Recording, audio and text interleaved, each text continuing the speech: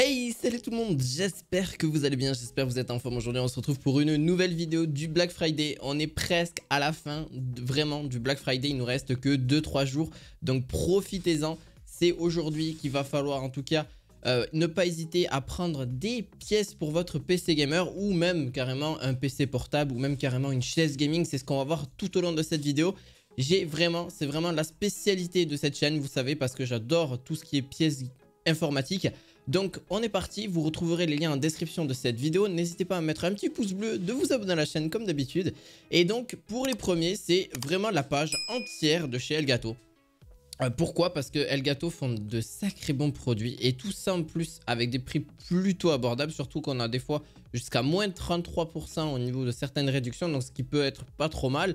Là on voit que c'était 104 €, là 149, on baisse à 139, donc bon là-dessus... c'est pas du moins 33%, vous m'avez compris, mais ça reste quand même pas négligeable d'avoir quelques dizaines d'euros, même vingtaines d'euros de réduction. C'est sûr que pour un Black Friday, on aurait pu trouver mieux pour certaines offres, je suis d'accord avec vous, mais des fois, c'est vrai qu'on a une réduction de 30, 40, 50 euros sur des produits qui sont normalement à plus de 100 euros. Ça peut être déjà beaucoup plus sympa et pour s'équiper aussi pour du streaming pour chez Elgato, ça peut être un sacré gros plus. On a aussi la console préampli qui est vraiment très basique pour le coup, qui est pas forcément moins esthétique que la Go XLR, je trouve mini, je parle. Là, c'est vraiment la Elgato Wave XLR. Pour ceux qui ont un micro XLR, c'est vraiment pas mal. La prise en main se fait, voilà, c'est du plug and play, donc c'est extrêmement rapide. Et alimentation 48 volts qui est aussi là. Le mute pour le tactile, etc. Tout est disponible, mais c'est pas mal aussi. Ouais, vraiment, c'est un petit produit. Pareil, je l'avais d'ailleurs recommandé, mais le Elgato Green Screen, ça c'est quelque chose qu'il faut vraiment pas hésiter. D'ailleurs, je vous mettrai toute la page entière spécial Elgato entre guillemets. Vous avez même le Elgato HD 60X qui permet en tout cas de filmer en 1080p 60 et aussi en 4K 30 en ultra faible latence sur PlayStation 5 ou PlayStation 4 Pro là-dessus. On a aussi donc bah voilà celui-là, le Elgato Wave 3, micro excellent. C'est en USB, vous avez juste à le brancher et puis hop, vous n'avez plus qu'à filmer et c'est parti. Voilà, un micro excellent qui est un peu gros, un petit peu lourd, mais franchement c'est vraiment par contre que du cardioïde, donc en gros c'est que une seule voix, pas plusieurs. En tout cas, je le préconise pas. Il vaut mieux que ce soit qu'une seule voix. Et franchement, il rend plutôt bien. Puis en plus de ça, avec le logiciel Elgato, que vous pouvez modifier votre voix, vous pouvez modifier le son, etc. Ça reste quand même ultra sympa. Donc le Wave 3 est vraiment encore même d'actualité. On n'a pas une forte réduction malheureusement pour celui-ci, mais ça reste quand même pas négligeable pour ceux qui souhaitent avoir un petit micro. Il y a un peu plus haut pour ceux qui souhaitent vraiment, avec justement la carte son que je vous ai présentée tout à l'heure, le Elgato Wave DX. Alors c'est un micro XLR à cardioïde aussi, suppression de bruit, optimisation des voix pour podcast et tout, streaming, diffusion, ce que vous voulez pour booster en fait clairement la qualité de la voix. XLR c'est même mieux que l'USB et encore maintenant j'ai tendance à dire que l'USB est quasi presque mieux que l'XLR finalement. L'XLR sert à quoi en fait? C'est une prise qui n'est pas du tout la même parce qu'en fait on peut avoir un préampli incorporé directement dans une carte son ou avoir les deux séparément. En fait ça permet de changer ou de changer la diffusion de la voix, de changer un petit peu les micros au niveau du préampli je parle. Sinon vous pouvez le faire directement en logiciel sur PC pour ceux qui veulent le faire. Ça prend moins de place et puis c'est totalement en ligne, donc au moins vous êtes tranquille de ce côté là. Et pour moi ça a une meilleure qualité, mais pas autant que ça pour ceux qui souhaitent faire du streaming ou des choses à peu près basiques, du podcast, etc. C'est vraiment basique. Mais si vraiment vous faites du chant, si vous faites quelque chose d'encore beaucoup plus professionnel, là-dessus je peux comprendre que le XLR est beaucoup mieux. Et après il y a des micros bien plus élevés que ceux que je vous présente aujourd'hui. Alors on a la Gigabyte, la B550, oui, une petite carte mère qui peut vraiment être sympa de chez AMD. Alors c'est du AM4, donc c'est sur les dernières, alors pas forcément les dernières générations, c'est sur les 3e générations au niveau du Ryzen. C'est exactement ce que j'ai et ça marche très bien encore à l'heure actuelle. C'est beaucoup moins cher. Des fois, alors là, vous voyez qu'il y a plusieurs offres, des fois c'est en stock, des fois c'est plus en stock. Donc faites bien attention là-dessus et même elle était en offre Black Friday il n'y a pas longtemps, donc... bon, à voir, je vous la mettrai peut-être en description pareil là-dessus, mais je pense que les cartes mères, ouais, elles partent extrêmement vite, donc là-dessus je pourrais pas forcément vous les mettre tout de suite parce que ça part très vite. Mais on a aussi les écrans, il y a 3-4 écrans que je vais vous recommander aujourd'hui, même presque 5. Donc là-dessus on a Acer Nitro, le KG24. Un 24 pouces reste vraiment correct parce qu'aujourd'hui des fois on n'a pas forcément la place dans notre bureau ou des fois on veut pas forcément des gros écrans. Et on a aussi là-dessus donc 100 Hz de disponible. Alors est-ce que ça vaut le coup de pas prendre plutôt un 144? Alors là niveau rapport qualité-prix on a moins de 100 €, donc pour moi je trouve que c'est quand même ça les vaut, ça vaut son prix. Et puis 100 Hz, c'est quasi rien. Dites-vous que chaque jeu, en tout cas, sera beaucoup plus fluide en 1080p. Ça, c'est sûr et certain. Avec un temps de millisecondes, c'est dingue. Donc, en gros, vous n'avez pas de temps de réponse. Hein. Très clairement, c'est instantané là-dessus. Et on a deux possibilités d'avoir deux prises HDMI. Ça, c'est sûr. Et une prise DisplayPort en 1.2. Donc, voilà, petit écran sympa pour ceux qui souhaitent là-dessus. On a aussi BenQ qui fait de très beaux écrans, mais pareil, ça part. Et vous voyez, je les ai juste réactualisés il n'y a même pas 10-15 minutes et c'était encore en vente en offre Black Friday. Donc, je vous les recommande quand même. C'est de sacrés bons écrans aussi, quand même, dans les deux cas. Malheureusement, plus en réduction parce que ben, ça part et forcément, après, ça revient au prix normaux en fonction des vendeurs, en fonction de ce qu'ils veulent vendre, bien évidemment. Donc, BenQ Mobius, le EX240, vous l'avez compris, c'est du 165 Hz et c'est vraiment bien et c'est compatible sur PlayStation 5 sans trop de soucis, ou Xbox Series S ou Series X sans soucis. Donc là-dessus, je vous le recommande aussi, vraiment très rapide, très efficace et en plus de ça, c'est du 24 pouces aussi, donc c'est un assez grand classique là-dessus et vous ferez tourner tous les jeux sans aucun problème, surtout en Full HD, la PS5 les fait tourner tranquille. On a Gigabyte, et oui, des cartes graphiques. Alors, les cartes graphiques, je les ai pas mis au bon endroit. Je vais les mettre juste un petit peu après parce que malheureusement, celle-ci doit être juste un petit peu plus loin parce que c'est juste après les cartes graphiques. Donc, vous inquiétez pas là-dessus. C'est juste qu'il y avait un dernier petit écran avant qu'on passe sur la suite. Pareil, celui-ci à moins de 12%. Donc, celui-là est encore disponible en offre Black Friday, 170 Hz. Avec une dalle IPS, bien évidemment, assez grand classique. 27 pouces doit être légèrement plus grand. Moi, ce que je recommande généralement pour les écrans, c'est du 27 pouces. 24, je trouve que ça commence à faire un petit peu plus petit. Au moins, si vous êtes vraiment bien avec un écran beaucoup plus grand. Alors, même 27 pouces, c'est pas énorme, mais ça suffit largement pour ce que vous allez en faire. DisplayPort, pareil, là-dessus. On a aussi HDMI, voilà, tout est là. Donc, HDMI, DisplayPort en général sur les écrans, c'est la base. Mais là, c'est du full HD, donc au moins 170 Hz. Donc, ça, c'est quand même bien. Pour ceux qui souhaitent faire tourner des jeux vraiment en très grosse qualité. Après, si vous avez un peu de porte-monnaie et si vous avez vraiment un budget beaucoup plus conséquent, allez sur du 2K ou même du 4K. J'ai d'ailleurs fait des vidéos dessus, n'hésitez pas. Alors quand je dis 2K, c'est du 1440 pixels hein, pour faire simple. Et du 4K, c'est encore mieux. Parce qu'on va sur ces normes à l'heure actuelle et c'est même mieux. Alors bien sûr, il faut avoir la config qui suit après. Là, c'est vraiment pour des petites configs. Ça les fait largement tourner tous les jeux en général en Full HD aujourd'hui. Si vous n'avez pas une configuration PC assez conséquente, tous les jeux normalement tournent à plus de 100 fps sans trop de soucis. Avec des petites, alors d'assez grosses configs quand même, mais c'est pas voilà, quelque chose de conséquent. Par exemple, avec une 4060, on les fait largement tourner. Voilà. Avec du Full HD, ça reste très très correct. Donc c'est une carte graphique à 8 Go en GDDR6, vous avez le DLSS 3, on a toutes les... En fait, l'avantage de la 4060 à la 4090, c'est qu'on a toutes les dernières technologies. Hein. Comme vous pouvez voir là, on a DLSS 3, Ray Tracing, Reflex Studio, etc. Donc, et c'est les dernières générations aussi de cartes graphiques. Et malheureusement, je l'avoue qu'il n'y a que 5% de réduction. C'est pas énorme là-dessus, ce que je trouve un peu dommage parce qu'on aurait pu avoir un petit peu plus. Mais bon, c'est des cartes graphiques aussi qui sont fortement demandées, qui sont aussi en réduction de prix de plus en plus. Donc, franchement, vous pouvez en profiter. Surtout que celle-ci a 3 ventilateurs. Donc, faites bien attention quand vous installez une carte graphique dans votre ordinateur. C'est juste un conseil et pour ceux qui ne l'ont jamais fait, faites attention à la dimension, donc que ce soit en profondeur ou que ce soit en largeur. Parce que des fois, ça passe pas dans un PC fixe. Donc, faites vraiment attention, enfin, dans la tour de votre PC, faites vraiment attention quand vous l'installez que ça passe. Sinon, vous l'aurez payé pour rien ou après, vous pouvez la renvoyer. Mais au moins, mesurez-la. Et même, de toute façon, les dimensions, vous les avez généralement dans les... Vous voyez, on les a normalement. Hein, ça, c'est pas un souci. Sinon, vous cherchez sur Internet, vous allez trouver les dimensions. Vous voyez, là, on a la dimension 28 par 11 par 4 cm. Donc, elle fait 28 en largeur et en profondeur 11 cm et 4 cm d'épaisseur. L'épaisseur aussi peut être aussi quelque chose qui peut freiner, mais bon, généralement c'est rarement le cas là-dessus. Pareil, une 4060 Ti, une réduction de prix assez sympathique, on a moins de 500 €, donc c'est vraiment abordable. Aujourd'hui, ces cartes graphiques-là, quand elles sont sorties, elles étaient bien plus chères, on était aux alentours de 550, 600 €. Là, on est vraiment à 432 €, donc c'est vraiment abordable. Et puis c'est la 60 Ti, donc elle est un petit peu plus performante que la 4060. Pareil, elle offre 8 Go, c'est une Ventus. Alors, les Ventus, normalement, ont que 2 ventilateurs. C'est ça qui m'étonne. Là, on est sur 3 ventilateurs aussi. Donc, forcément, la dimension est un peu plus grande. Mais le refroidissement est très efficace, néanmoins, pour celle-ci. Pareil, 4070. 4070, ça reste quelque chose qui est ultra bien. D'ailleurs, on a même une 4070 à 657 ou 659 €. Mais par contre, on n'a que 2 ventilateurs Sur celle à 659 et sur celle 657, on a 3 ventilateurs. Et celle qui est overclockée, donc là où elle est haussée, on a 677 €. Donc elle est un petit peu plus performante que celle que vous voyez à l'heure actuelle, donc c'est normal.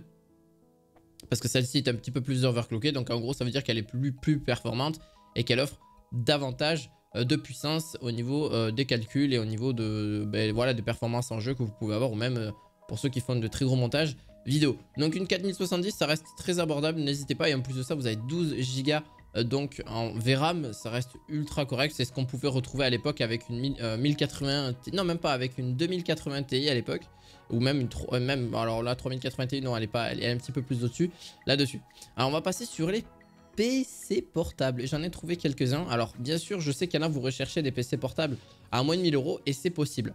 Et surtout pour jouer. Principalement aujourd'hui, là pour le coup, c'est moins 33%, mais sur 1100 €, c'est quand même pas mal. On a quand même une bonne réduction, ça fait 799 €. Donc en gros, Intel Core i5 12500H. Donc c'est un processeur qui quand même reste vraiment bon pour jouer en général, même pour travailler, ça reste correct. 4050, vous allez me dire, ouais, mais 4050, c'est en dessous quand même que la 4060. Oui, mais vous pouvez jouer avec. Genre, je dis pas que vous allez pouvoir faire... Vous pouvez faire tourner tous les jeux, mais peut-être pas en ultra ou en grosse qualité. Ça, c'est certain. Mais c'est un petit PC. Donc, déjà, pour travailler, c'est génial parce qu'il est pas très grand. Hein. 15 pouces, ça reste correct. Vous allez me dire, est-ce que ça chauffe? Oui. Les PC portables, tous ceux que j'ai pu tester, que ce soit les plus récents, que ce soit les plus anciens, ça... malheureusement, c'est quelque chose qui n'est pas négligeable, ça chauffe un petit peu. C'est vraiment le... On peut y parer à ça, forcément, mais un PC portable, malheureusement, chauffera toujours parce que les composants sont trop conséquents. Je parle des PC portables Windows, principalement, qui ont tendance un petit peu à chauffer parce que, voilà, c'est ce qui fait partie aujourd'hui des technologies.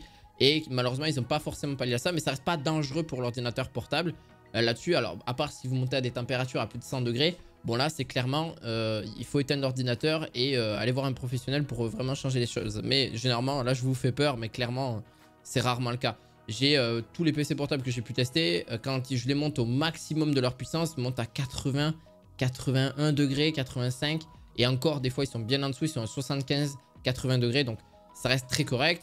Même si des fois ça peut monter à 90, c'est pas très alarmant. Voilà, il faut faire vraiment attention parce que c'est sur des périodes. Mais quand normalement il est en repos, il devrait largement être aux alentours de 30-50 degrés au niveau voilà, du PC portable en général. Pareil, MSI, la fine GF63. Alors là, vous l'avez vu, hein, donc 16 Go de RAM, c'est très bien, Full HD 4060. Donc là, c'est un petit peu plus gros, on est 100 € plus cher pour 100 € de plus. Là-dessus, vous avez une 4060, donc c'est déjà un petit peu mieux. Et puis en plus de ça, vous avez 2 VRAM supplémentaires, enfin 2 Go de VRAM supplémentaires, vous l'avez compris, là-dessus. Par contre, voilà, le design est pas forcément le même. Je trouve qu'il est plus sobre et moins bien fini, je trouve, que le HP. Mais bon, ça c'est un avis d'esthétique forcément là-dessus. Mais bon, après on va pas chipoter non plus. On a tout ce qui est disponible, hein, donc toutes les connectiques que vous pouvez retrouver sur un PC portable est là-dessus. Voilà, c'est assez basique, assez classique. C'est vraiment, voilà, c'est MSI qui fait ça. Je trouve que c'est correct en soi pour le prix. On est quand même sur un prix bien plus bas, mais quand même plus intéressant d'un point de vue. Après... voilà, moi ce qui me dérange énormément sur ces PC portables, c'est qu'ils mettent que 512 Go. C'est tellement faible, un si petit stockage. Mais c'est pour ça que je vous conseille soit donc un stockage externe, vous l'avez compris, pas pour mettre vos jeux, mais surtout des gros fichiers en général. Vos jeux, il faudra peut-être penser à rajouter un SSD supplémentaire. Généralement, vous pouvez, hein, en général, ils sont équipés donc d'un deuxième slot de disponible, ou soit de carrément changer celui de base et de mettre un plus gros hein, là-dessus. Mais ça, il faut s'y connaître un petit peu. On passera sur les PC FX ou mini PC entre guillemets, mais là j'en ai trouvé qu'un qui est quand même plutôt pas mal. Alors pour ceux qui veulent savoir, c'est que j'avais fait une vidéo d'ailleurs même sur celui-ci, le Nipogi. Donc en gros c'est un mini PC. Donc pour ceux qui souhaitent jouer mais pas à des gros jeux, vous pouvez jouer à des gros jeux franchement, mais par contre c'est vraiment qualité graphique très très basse, etc. Donc, mais ça reste vraiment une prouesse technologique que je trouve énorme parce qu'aujourd'hui, et même de plus en plus, c'est que moi, je veux retrouver ce genre de PC et qui soit par contre avec une performance hyper élevée. Donc là, on a quand même un Ryzen 7 3750H, ce qui reste néanmoins pas du tout négligeable avec 16 Go de RAM et 512 Go de stockage qu'on pourra aussi augmenter. En 4K 60 que vous pouvez aller maximum en termes de résolution, ce qui reste très correct aussi. C'est plutôt pour de la grosse bureautique ce type de PC. Pour jouer, ça reste correct, mais c'est pas conséquent. Hein. Enfin, là-dessus, si, voilà, si vous n'avez pas de budget, c'est sûr, 279 €, ça reste un bon prix. Mais là-dessus, il ne faut pas espérer à jouer à de très gros jeux. Enfin, c'est possible, mais ça ne sera pas la qualité que vous pouvez espérer. Autant prendre une PlayStation 5 ou une PlayStation 4 Pro, ça sera même beaucoup mieux. Donc là-dessus, voilà, si c'est pour jouer, ça reste vraiment autre chose. Mais ça reste très bien pour du professionnel et j'espère qu'un jour, on arrivera à miniaturiser et avec une performance aussi élevée, de pouvoir mettre voilà, un PC aussi conséquent et qui chauffe pas trop, qui est ultra performance, etc. Donc bon, après, c'est la prouesse technologique, on arrivera, je pense, à ça d'ici quelques années. À l'époque, pour vous dire, même un PC portable ou même carrément un téléphone était beaucoup plus gros que ça. Aujourd'hui, on arrive à miniaturiser un petit peu tout ça, donc c'est génial. Franchement, c'est génial si on peut retrouver un PC aussi puissant. Là, c'est pas mal. Franchement, c'est pas mal pour ce qu'on peut avoir là-dessus. Alors, il y a quelques ordinateurs que je peux vous recommander. D'autres ne le considèrent pas. Il y en a qui ne décident pas. Alors après, il y a des prix, forcément. Quand vous montez votre propre PC, c'est sûr que ce prix-là, forcément, c'est conséquent. Mais pour ceux qui ne souhaitent pas monter leur PC et qui souhaitent vraiment avoir déjà une config qui est déjà montée, vous pouvez faire appel à des constructeurs, que ce soit plein de constructeurs. Alors après, c'est en fonction des composants qu'ils vont mettre à l'intérieur, parce que malheureusement, vous ne pouvez pas décider des composants qu'ils vont mettre à l'intérieur, même si vous les voyez là. Donc là, Intel, on est sûr qu'il y aura un Intel. Pareil pour la RTX 4070, mais ça peut être une différente marque ou même des marques qu'on ne connaît pas. C'est vraiment à prendre avec des pincettes, mais c'est généralement plutôt bon quand même en général. D'ailleurs, c'est pas pour rien quand même qu'il a été noté 4,4 sur 5, ce qui reste quand même très correct. Sur 22 évaluations, ce qui reste quand même assez peu. Mais on a quand même une réduction qui est quand même pas mal. Alors, c'est à prendre avec des pincettes parce que 3300 € pour un PC comme ça, je ne l'aurais pas retrouvé à 3300 € personnellement. J'aurais trouvé bien plus bas que ça. J'aurais plutôt mis ce prix-là. Vous voyez ce que je veux dire pour un PC comme celui-ci. Généralement, après là, il vous donne quand même de belles images. Hein, il faut le dire. Je pense qu'il y a quand même une belle... en tout cas, ça va pas chauffer. Voilà, il y a aussi un bon petit water cooling, etc. Mais est-ce que ça va être fidèle à l'image que vous voyez là quand vous allez le recevoir? Je l'espère bien là-dessus. Voilà, donc après vous voyez que la tour est assez grosse hein, principalement. Pareil au niveau alimentation, ça dépend ce qu'ils mettent aussi. Là on a du Be Quiet. J'espère bien que c'est du Be Quiet. Là on le voit hein, à l'arrière, c'est marqué du Be Quiet, donc c'est quand même une bonne marque. Pareil c'est du MAG, ça doit être du MSI. Alors je sais pas au niveau de la carte mère ce qu'ils mettent exactement. C'est pour ça qu'ils détaillent pas forcément ce qu'ils mettent à l'intérieur en termes de composants. C'est ce qui me dérange principalement. Enfin je vous parle des marques. Là il y a marqué Corsair, il y a marqué Intel, RTX, etc. Nvidia. Mais ils peuvent prendre après que les fabricants qui veulent. Vous voyez, on voit un petit peu ici. Après, ils sont quand même là depuis très longtemps. Voilà, là, on voit la carte mère. Donc, c'est une Asus TUF. Donc, ça, c'est cool. Là-dessus, la Biscom, Master Liquide. Donc, ça, c'est le refroidissement. Donc, ça, c'est peut-être leur propre refroidissement. Donc, ça, c'est encore à prendre en compte. Et par contre, on ne sait pas qu'est-ce qu'ils prennent en termes de fabricant. Est-ce que c'est le fabricant d'origine, donc Nvidia là-dessus, et on a aussi des mémoires vives en DDR4. Donc ça, c'est ici à faire attention. C'est de la DDR4 et non de la DDR5. Ce que je trouve bizarre parce que normalement, c'est 13e génération. Il me semble, oui. Donc oui, c'est de la DDR4. Ok. Ce qui m'aurait espéré que je pense que c'était de la DDR5, mais pas du tout. D'accord, ok. Bah, c'est une faute de ma part. Mais voilà, Kingston NVMe. Donc ça, c'est pareil, c'est le SSD. Donc qui reste une bonne marque, Kingston, là-dessus. Donc voilà. Il faut vraiment prendre en compte vraiment plein de choses et n'hésitez pas d'ailleurs à poser des questions aux vendeurs, hein, c'est toujours vraiment un plus. Alors là, on a, pour le coup, celui-ci vaut vraiment son prix pour moi, le Q5 Pro. On a un i5 12400, donc jusque là correct, 4060, donc avec 16 Go de RAM, 2 Tera en SSD, Windows 11 Pro. Jusque là, ça va. Alors, on n'a pas forcément le clavier, la souris, l'écran, etc. Ça, c'est un pack que vous devez prendre à côté. 1192 €. Je trouve que pour le coup ça vaut son prix, même si on aurait peut-être pu baisser un large poil vraiment là-dessus, mais ça reste correct. Franchement pour ce qu'ils vendent là, ça reste correct. En vrai de vrai je pense que ça vaut son prix, mais par rapport à celui-ci, pour moi ça les vaut pas. Voilà, le Q7 Hero pour moi ne vaut pas son prix. Littéralement je pense qu'il vaut un petit peu plus bas, mais par contre le Q5 Pro oui, j'aurais tendance à dire un petit peu plus. Voilà, 2 Tera de SSD c'est parfait, 16 Go de RAM ça reste très correct, 4060 ok, 12400F pourquoi pas. Ça reste bien, voilà, franchement ça reste bien, même le design du PC a l'air plus que correct là-dessus.